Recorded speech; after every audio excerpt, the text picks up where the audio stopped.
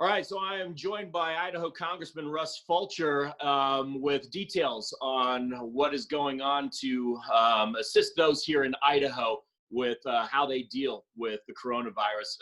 Congressman, thanks for joining us. Appreciate it. My pleasure, Roland. Talk about some of the resources right now and the concerns that that they address for Idahoans in terms of dealing with the coronavirus. Well, just to set the stage, Roland, I've got literally about 1 million bosses, and a lot of them are hurting right now. And a lot of them have a lot of questions, and I can understand why, because they've been told in some cases, you're not allowed to go to work. You're not allowed to make a living. And so there's clearly concerns that comes as a function of that. So one of the things our office is trying to do is just make resources available.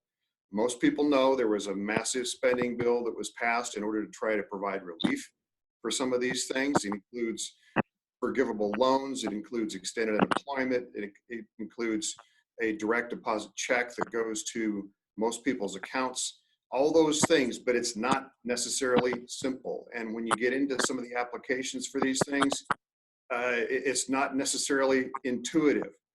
I think it's getting better, but in the meantime, our office is posting updates every day on our website, fulcher.house.gov.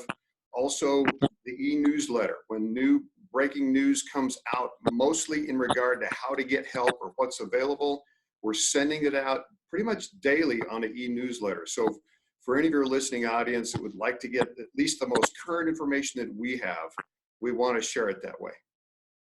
Speaking of that stimulus plan, when do you think Idahoans will start getting their checks? It's going to be quick. The reason I was a bit late for this interview, I literally just hung up the phone with members of Congress.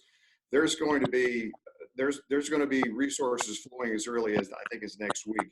Some of the checks are being processed. We were told as early as tomorrow, which is Friday, and with results showing up as early as next week. So that is the good news, is that things are moving, and they're moving relatively quickly. The less than good news is it's not always that simple to navigate the process.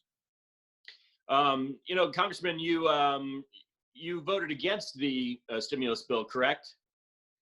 Well, there's been 3 of them. The first one and the third one I supported. The one in the middle was the one that I did not support, and the reason I did not support that one is because it wasn't printed at the time we voted on it, and it wasn't even available to see. And so that's reason enough for me not to vote for something.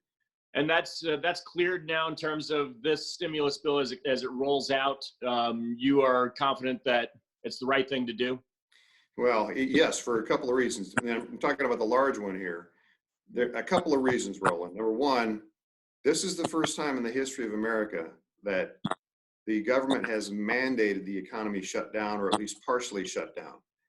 That sets a whole new set of rules. When you legally tell someone they cannot earn a living, and you do it by law, in my view, that means you've got some responsibility to try to bring them back or to help them.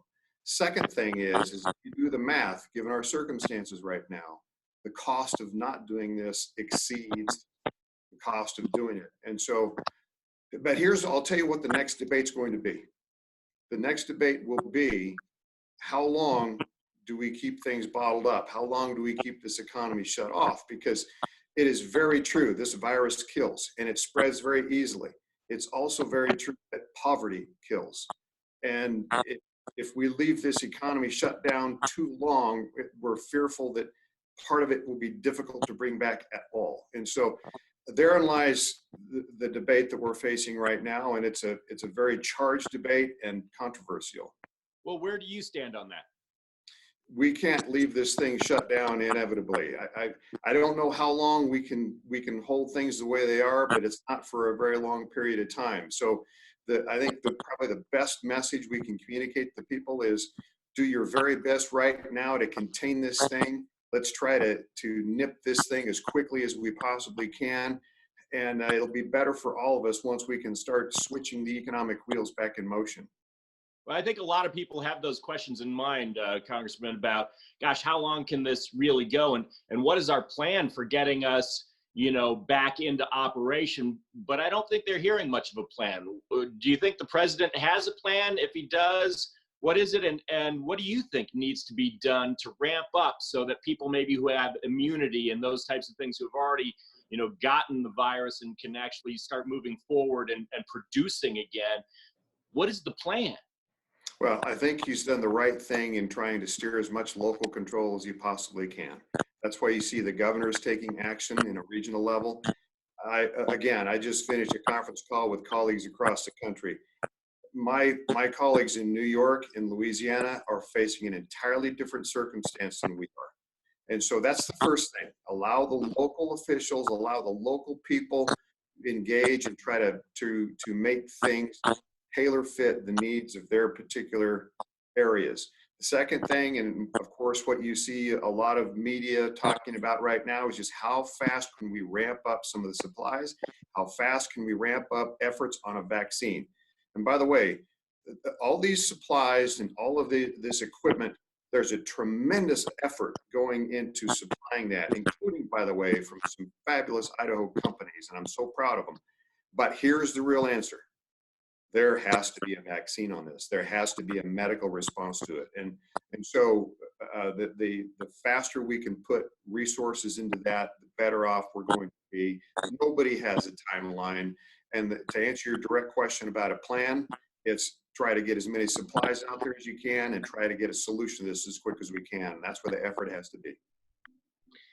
I'm kind of running low on battery juice here, so I'm trying to hook that up, but hopefully this will last the rest of the way. I just wanted to finish with a question about you personally, how you're dealing with all of this right now in DC. A lot of people see on C-SPAN too, that maybe there are not enough strict precautions being taken place with people talking on microphones and social distancing in Congress, and they're worried about our elected officials. Do you think enough is being done to protect you guys?